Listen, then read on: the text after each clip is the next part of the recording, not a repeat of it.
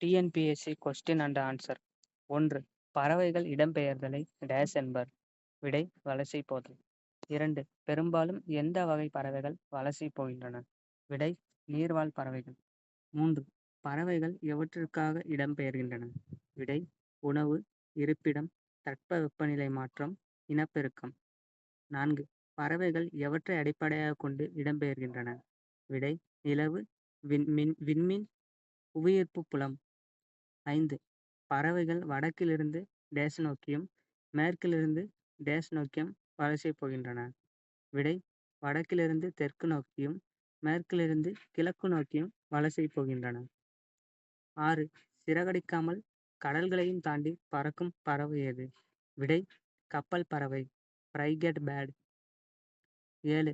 கப்பல் பறவை தரையிறங்காமல் days kilometre வரை பறக்கும்? விடை 400 கிலோமீட்டர். 8. கப்பல் பறவை வேறு பெயர்?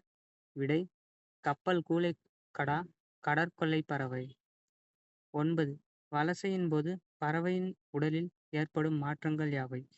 விடை தலையில் சிறகு வளர்த்தல், இறகுகளில் நிறம் மாறுதல், உடலில் கற்றையாக முடி வளர்தல்.